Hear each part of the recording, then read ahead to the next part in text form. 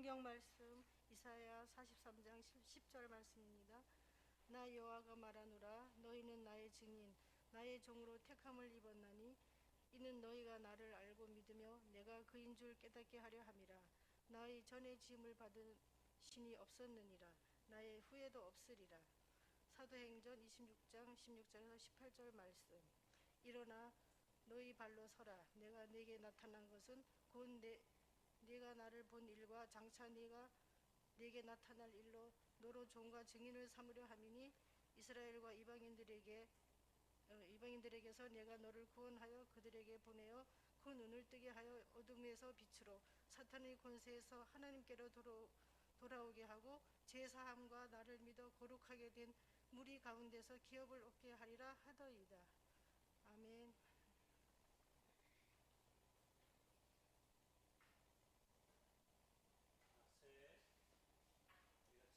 삶에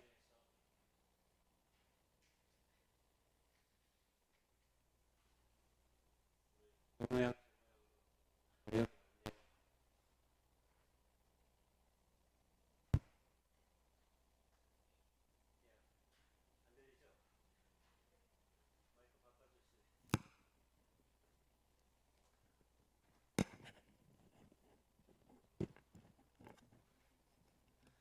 사경이가 때는 제가 여기 있던 거 저기로 이게 잘 들려서 저기로 바꿨더니 이게 또 안 들리네요. 그리고 항상 이걸 켜놔야 찬양단의 음성이 이 마이크를 통해서 저기 유튜브로 송출이 돼요. 그렇기 때문에 이 마이크는 끄면 안 돼요, 절대. 근데 우리가 착각해가지고 이게 음이 따로 들어가는 게 없습니다. 여러 가지 필요한 것들을 좀 고치도록 하겠습니다. 핸드폰까지 울리고 오늘 이상한 날이네요. 세상을 살다 보면 이런 일들이 많이 있습니다. 우리가 증인의 삶을 살려고 계획하고 말씀을 나누려고 하니까 시험에 드는 일도 많이 생기는 것 같아요. 지난주 우연히 제가 세상을 바꾸는 시간이라고 우리가 한 번쯤 들어봤을 텐데요. 세바시라고 일명 알려지고 있는데요.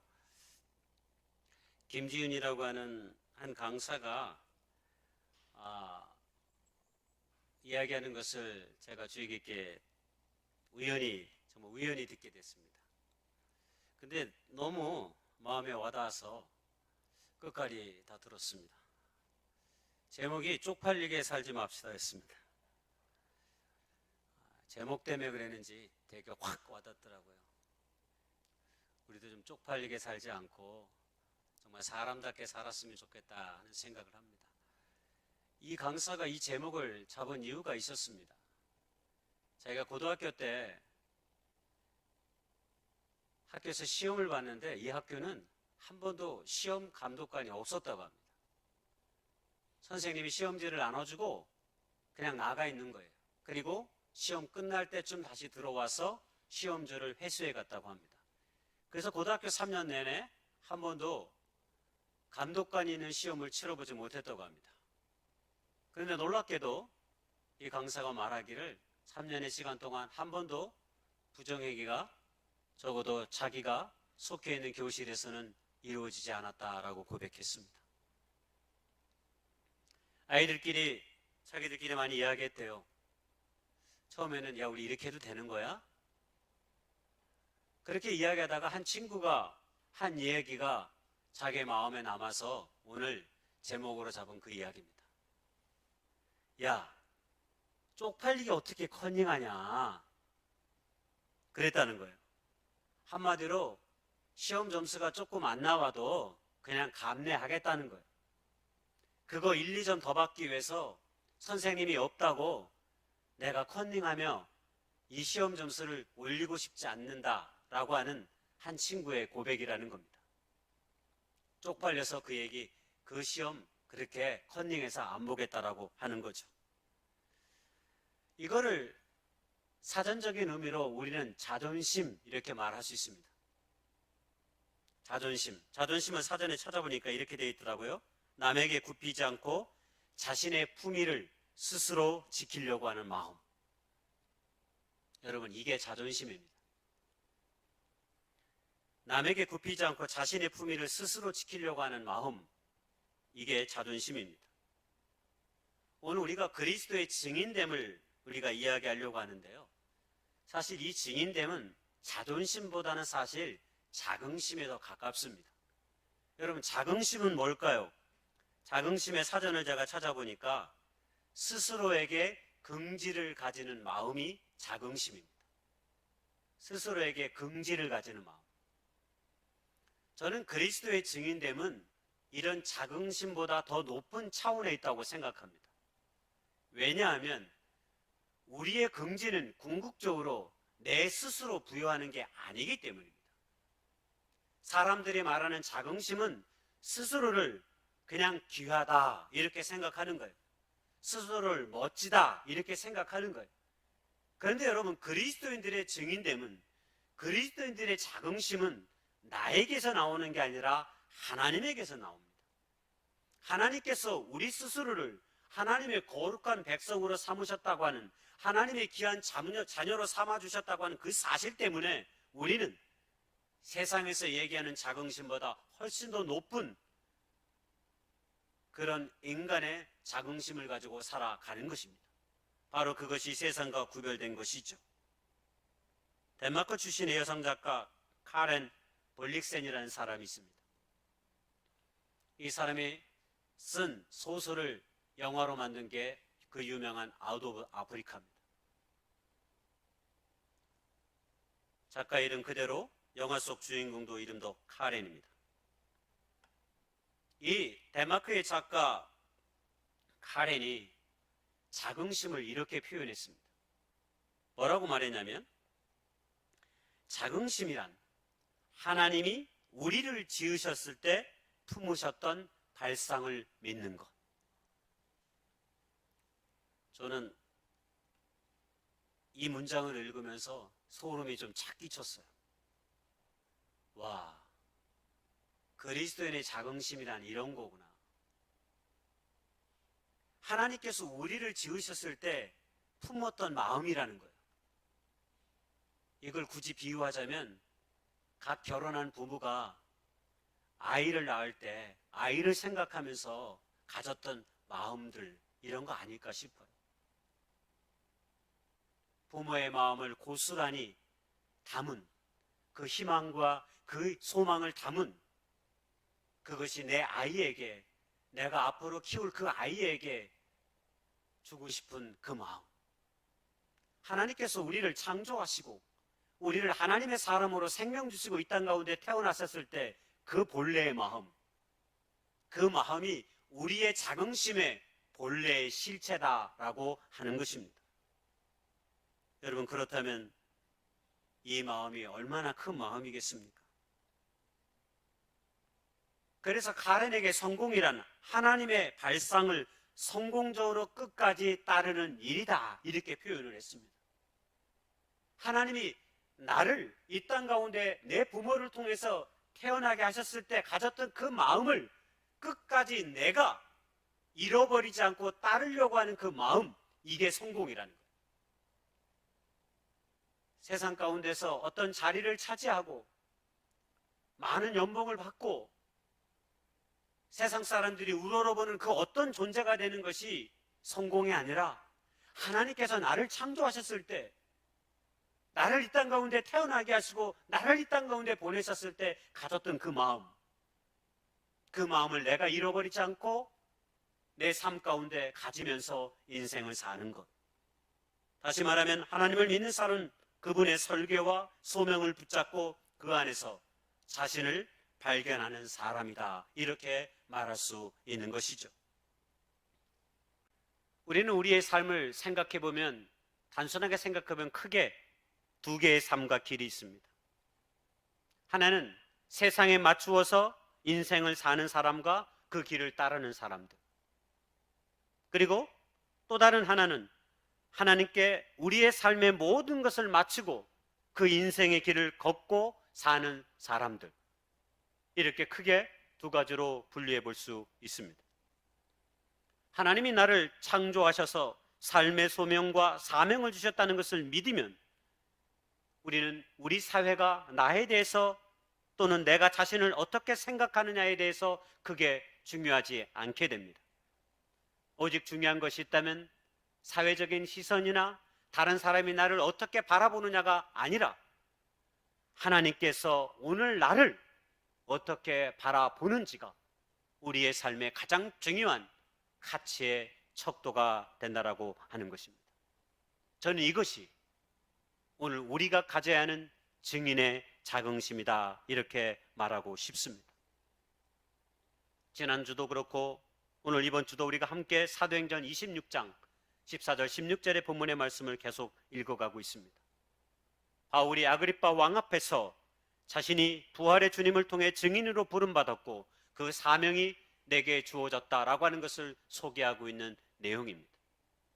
오늘은 특별히 18절에 그 소명 세 가지를 우리에게 소개합니다. 이 말이 갖고 있는 의미를 유진 피터슨 목사님이 메시지 성경에 잘 설명해 놓았습니다. 사도행전 26장 17절에 18절의 말씀을 제가 읽어보면 피터슨 목사님이 메시지 성경에 이렇게 읽었습니다. 내가 너를 보내는 것은 이방인들의 눈을 열어 그들로 하여금 어둠과 빛의 차이를 보고 빛을 선택하게 하며 사탄과 하나님의 차이를 보고 하나님을 선택하게 하려는 것이다. 내가 너를 보내는 것은 내가 그들의 죄를 용서하고 그들에게 내 가족의 신분을 주려는 것이다. 나를 믿어 참된 삶을 시작하는 사람들 속으로 그들을 초청하려는 것이다. 증인의 삶을 산다고 하는 것은 그래서 첫 번째로 증인의 자긍심은 어둠과 빛의 차이를 보고 빛을 선택하는 사람들이다, 이렇게 말할 수 있습니다. 여러분, 우리가 인격적으로 주님을 받아들이면 반드시 성령께서 우리 안에 내주하십니다. 그리고 그 성령께서 우리의 삶의 길을 인도하십니다. 요한복음 16장 13절에 보면 성령의 역할에 대해 소개되는 예수님의 말씀이 있습니다. 진리의 성령이 오시면 그가 너희를 모든 진리 가운데로 인도하시리니, 성령이 우리 가운데 오면 우리의 모든 삶이 진리 가운데 인도된다라고 말씀했습니다. 성경에서 진리의 길은 때로 빛으로 묘사되기도 합니다. 바울에게도 빛은 낯설지 않습니다. 왜냐하면 다메섹에서 부활하신 주님을 볼 때 그가 본 것이 바로 빛 대신 예수님이었기 때문입니다. 그래서 베드로도 말하기를, 베드로전서 2장 9절에 말씀하기를 우리의 삶의 정체성이 빛의 선포에 있음을 우리에게 말한 바가 있습니다. 너희는 택한 족속이요 왕 같은 제사장이요 거룩한 나라요 그의 소유가 된 백성이니 이는 너희를 어두운 데서 불러내어 그의 기이한 빛에 들어가게 하시니, 이렇게 소개하고 있습니다. 우리를 어두운 데서 불러내어 그의 기이한 빛에 들어가도록 만드셨다라고 이야기하고 있는 거죠. 그래서 여러분, 신앙인을 그래서 빛의 자녀다, 이렇게 말하는 것입니다. 빛이신 분을 따르는 삶을 살아가는 사람들, 바로 그들이 빛의 자녀인 그리스도인들입니다. 야고보 1장 17절에도 말하기를 나를 따르는 자는 어둠에 다니지 아니하고 생명의 빛을 얻으리라 라고 하는 말씀이 기록되어 있습니다. 한마디로 그리스도인들은 빛에 거하는 빛의 자녀들입니다. 그리고 우리 주님은 빛들의 아버지이시기도 한 것이죠. 우리의 삶의 빛은 믿음의 선택이며 때로 의지적 선택으로 나타납니다. 그리고 더 나아가 우리 안에 성령께서 우리를 늘 빛으로 인도하십니다. 예를 들어 만약 우리가 폭력을 보고 죽음을 보고 그리고 다른 사람들의 사악함을 보고도 만약 우리의 영이 반응하지 않고 있다면 우리는 이미 어둠 속에 포로가 되어 있는 것입니다. 박주영이라는 판사가 있습니다. 그분이 쓴 책 가운데 하나가 어떤 양형 이후, 이런 책을 썼는데요, 그 책에 그런 이야기를 합니다. 원래 판사들은 어떤 감정을 다 배제한 채 오직 법률적인 판단의 결과만 제시하게 되어 있습니다. 그러나 이런 법률적인 판단의 결과만 제시하는 것을 자칫 막기 위해서 판사에게 인간적인 감정과 판결의 사유를 담을 수 있는 것이 양형의 이유입니다. 그래서 판사는 법률적 판단을 함께함을 통해서 그리고 양형의 이유를 설명하기도 합니다. 그래서 자기가 내리는 그 판단이 법률적 판단에 기초해 있지만 이런 양형의 이유도 같습니다라고 이야기하는 것이죠. 그리고 그 책 가운데 한 이야기를 소개합니다. 위독한 시어머니의 고통을 방치해서 사망에 이르게 했던 한 폐륜 며느리라고 주변의 사람들에게 낙인 찍힌 그리고 평생 가해자로 남을 뻔했던 한 여성을 이 판사가 바른 판단으로 구해낸 이야기를 소개합니다. 이 며느리를 위해서 피해자의 손녀들과 피고인의 딸들이 줄기찬 증언을 했습니다. 그리고 한 변호사가 무례 변론에 가까운 헌신을 보여주었습니다. 그 모든 것이 합해져서 이 판사는 그 며느리에게 무죄의 판결을 내렸던 것입니다. 왜냐하면 이 피해자는 시어머니를 도저히 모시기 힘든 상황 속에서 자신의 몸도 많이 불편하고 병이 들었지만 그럼에도 불구하고 최선을 다해 피해자 시어머니를 모셨던 정황들이 밝혀졌습니다. 그리고 그것을 가까이서 목격했던 손녀들과 피고인의 딸들이 줄기차게 내 어머니는 저분은 그런 분이 아니다라고 하는 것을 수도 없이 증언한 결국 마지막에 무죄의 판결을 받게 된 것입니다. 미국의 흑인 운동가이며 목사였던 윌리엄 슬로운 코비는 이런 말을 우리에게 남겼습니다. 우리의 인간성을 잃는 가장 빠른 길은 용납할 수 없는 것을 용납하는 것이다 라고 말입니다. 무슨 말입니까? 양심 있는 사람들, 우리 안에 하나님의 영이 있는 사람들은 부끄러워할 때 부끄러워할 줄을 알아야 한다라고 하는 사실입니다. 오늘날 사람들은 자신들이 하는 일을 보고도 부끄러워할 줄 모르는 사람들이 되어버렸습니다. 한마디로 양심을 잃어버린 것이죠. 자기가 행한 일이 부끄러운 일이라면 그건 부끄러워할 줄 알아야 합니다. 자기가 하는 일이 양심에 반한 일이라면 그 양심에 한없이 부끄러워야 하는 것입니다. 그것이 내가 인간이고 하나님의 사람이며 빛 가운데 있음을 알려주는 때로 하나의 지표가 되기 때문입니다. 그런데 우리가 부끄러움을 잃어버렸다, 우리가 양심을 잃어버렸다 한다면 그것은 이미 우리가 하나님의 빛 속에서 멀어지고 있다고 하는 하나의 표징인지도 모릅니다. 오늘 이 땅에 많은 사람들은 너무나 자주 부끄러움도 자긍심도 다 잃어버렸습니다. 그저 내게 필요하면, 내게 유익이 되면 선이고, 그저 내가 필요치 않으면, 별로 나와 상관없는 일이라면 아무 관심도 없이 모른 채 합니다. 마음을 탄 일만큼도 주지도 않는 거죠. 늘 어둠을 택하면서 빛처럼 사는 것처럼 우리가 껍데기처럼 살 때가 너무 많습니다. 주변의 사람들은 뭐 대충 살지, 뭘 그리 애쓰냐 하면서 우리를 때로 채근하기도 합니다. 그리고 스스로를 위안해하기도 합니다. 만약 우리가 이런 삶의 순간들을 살아가고 있다면 이미 우리는 스스로 빛이 아닌 어둠으로 이미 들어가고 있는지도 모르겠습니다. 우리는 다시 빛을 찾아야 합니다. 매일매일 부딪히는 삶의 일상에서 하나님이 기뻐하신 일을 선택하고 우리 양심에 반한 것들을 물리치고 하나님의 선한 것들에 목마르고 우리의 마음을 두어야 합니다. 그것이 바로 증인이 된다는 것입니다.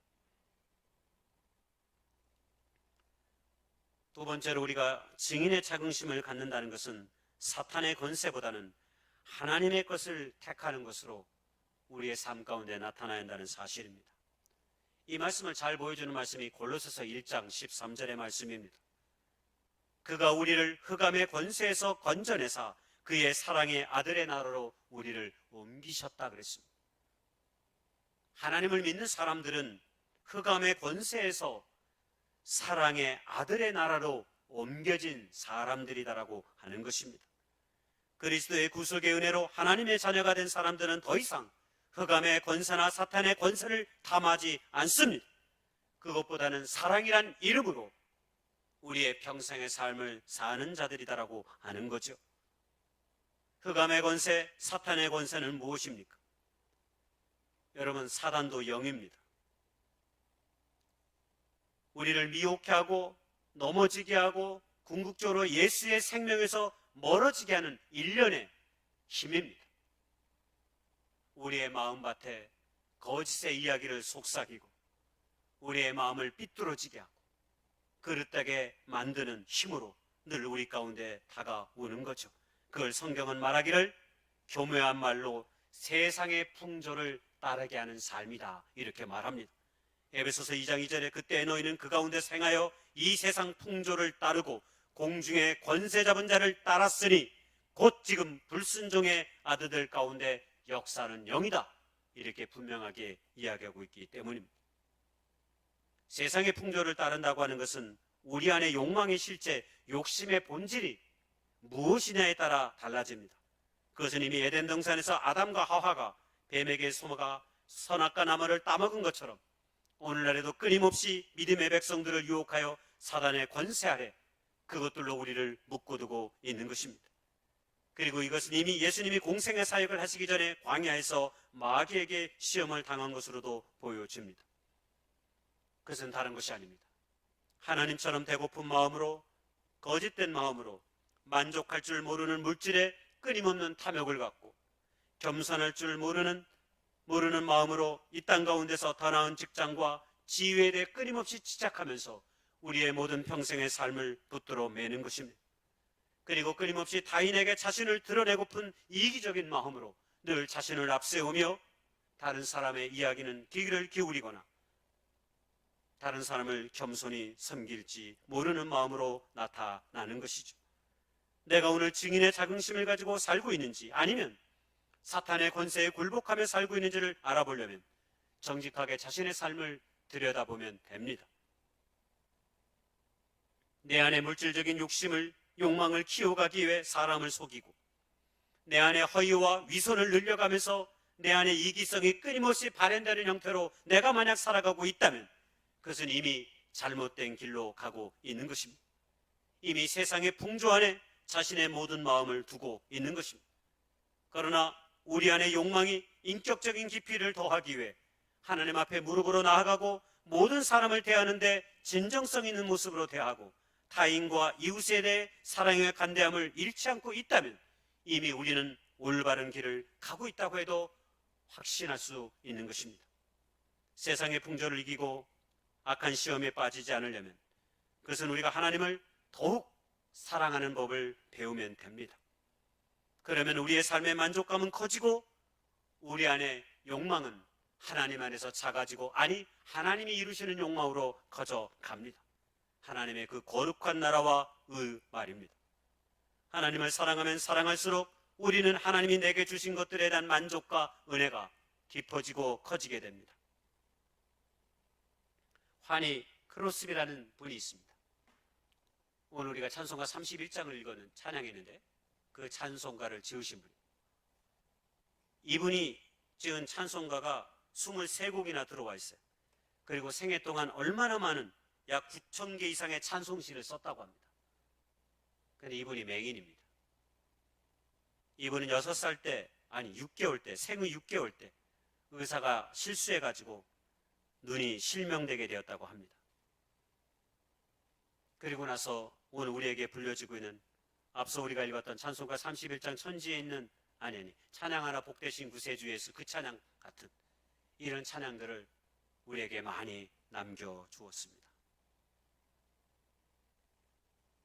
그는 자신의 삶 앞에 있는 현실에 보이지 않는 눈에 자신의 삶을 저담잡히지 않았습니다. 그는 어둠이 아닌 하나님을 택하였습니다. 그것이 그로 하여금 은혜와 성령이 충만한 삶을 살게 만든 것입니다. 세상의 사람들은 매일처럼 쏟아지는 뉴스와 정보와 주식에 관심하지만 언제나 믿음의 증인들의 관심은 다른 데 있습니다. 오늘 우리의 신앙을 가장 잘 표현해 주는 것은 교리나 박식한 지식이 아닙니다. 그리스도를 향한 믿음의 열정과 이웃을 향한 고통당하는 자들을 위한 연민의 태도야말로 우리의 신앙을 증인됨으로 가장 잘 보여주는 표지이기도 합니다. 마지막 세 번째로, 증인들의 자긍심은 우리가 죄로부터 용서받고 하늘나라의 기업을 얻게 되었다라고 하는 사실로 오늘 본문의 말씀에 표현되어 있습니다. 크리스찬 미래학자인 레너드 스윗이 어느 날 마술 코믹쇼에 출연해서 사회를 보고 있는 팬이라고 불리는 사람에게 예수님의 이야기를 했습니다. 그때 이 팬이 자기를 너무나 정중하게 대해주고 예수님을 사랑하는 사람과의 만남 속에서 이렇게 깊은 감동을 준 사람을 만난 적이 없다라고 생각하는 마음으로 그 사람을 칭찬하면서 한편으로 이런 말을 했습니다. 나는 전도하지 않는 사람들을 존경하지 않는다. 천국과 지옥이 있다고 믿고 사람들이 지옥에 갈 수도 있다고 믿으면서도 괜히 말해봐야 관계만 서먹해질 텐데 굳이 이 말을 해줄 필요가 없지 라고 생각할 수도 있다. 도대체 상대방을 얼마나 미워하면 전도하지 않는 것인가?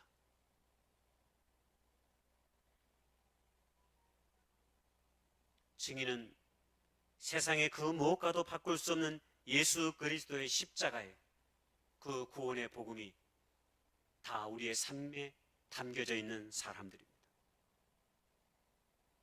그것이 우리의 삶의 메시지입니다. 그것이 우리의 삶의 진정한 메시지가 되고 있다면 우리가 어찌 증언하지 않을 수 있겠습니까?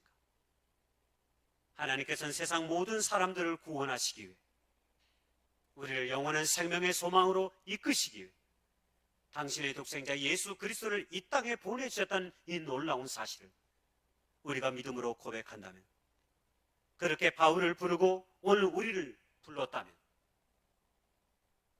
우리도 때로 그렇게 세상의 사람들을 구원하기 위해 빠른 시간 안에 그 예수의 복음을 또 다른 사람들에게 전해야 하지 않겠습니까? 마태복음 28장에 보면 부활하신 주님을 보고 여자들에게 천사가 말하기를 빨리 가서 그의 제자들에게 이 사실을 알려주라 라고 말합니다. 빨리 가서 말해야 하는 것, 바로 그것은 예수님이 죽은 자 가운데서 다시 살아나셨다라고 하는 그 부활의 소식입니다. 그리고 이 땅의 모든 생명들이 그렇게 이후에 우리가 부활의 생명의 삶으로 오게 될 것이라고 하는 사실입니다. 바로 그것이 복음입니다. 우리가 예수님을 믿어야 하는 이유는 예수님을 통해서만 이 구원을 받기 때문입니다. 죄의 종로터다는 삶에서 우리를 궁극적으로 해방할 수 있기 때문입니다. 그래서 우리는 영원한 소망이 하늘에 있음을 아는 것입니다. 그것이 오늘 성경에서는 오늘 기업이 되게 하신다라고 하는 표현으로 소개된 것입니다. 교회는 증인으로서 이 증언 가운데 위치합니다. 이 증언이 우리의 증인됨을 확증할 것입니다. 우리의 증언이 방향을 잃거나 잘못된 목적 가운데 서 있으면 안 됩니다. 아무리 많은 것을 하여도 이 증언 가운데 우리의 사역이 있지 않으면 우리는 거짓 증인들이 되는 것입니다. 실제로 예수님 시대에도 그리고 지금도 이러한 거짓 복음의 증언자들이 많습니다. 초대교회 때만 은혜로가 아니라 율법을 잘 지킴으로 구원받을 수 있다고 믿는 무리들이 있었습니다. 오늘 일도 선한 일만 많이 하면 예수님과 상관없이 구원받는다고 말하는 사람들도 있습니다. 그러나 다 아닙니다. 우리는 오직 예수님을 통해 나타난 하나님의 값없는 은혜와 용서로 바로 구원받는 것입니다. 세상에는 이처럼 좋은 것이 없습니다. 세상이 우리의 삶 가운데 주는 연락과 풍요는 시간성을 이기지 못합니다. 아무리 좋아하는 것도 약간의 시간이 지나고 나면 순식간에 다 무익해져 버립니다. 우리가 그렇게 아끼던 물건도 시간이 지나면 창고에 가 있을 때가 많습니다. 우리가 그렇게 소중하게 붙들었던 것이 하루아침에 휴지 조각처럼 되어버릴 때가 있음을 알아야 합니다. 그러나 우리 주님의 복음은 그렇지 않습니다. 우리가 증언해야 하는 이유는 바로 이 복음이 영원하기 때문입니다. 영원한 생명을 우리의 삶 가운데 선물하기 때문에 우리는 영원하신 이 생명의 복음을 안고 살아가는 것입니다. 바로 그것이 증인입니다. 결론입니다. 코로나19가 우리에게 끊임없이 접촉하지 말라 말합니다.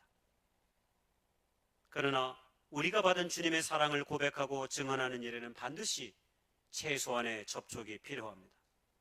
12년간을 혈류증으로 앓고 있던 한 여인이 예수님의 겉옷만 만져도 구원을 받겠다고 했던 그 마음이 우리가 잘 알듯이 그녀의 병을 낫게 하였습니다. 접촉의 힘은 이렇게 위대합니다. 우리에게 주어진 여건 하에서 혈루병 앓는 여인처럼 우리도 주 안에서 할 수 있는 접촉의 길들을 열어갈 수 있는 저 여러분이 그런 증인의 삶을 살아갈 수 있기를 주님의 이름으로 축복합니다.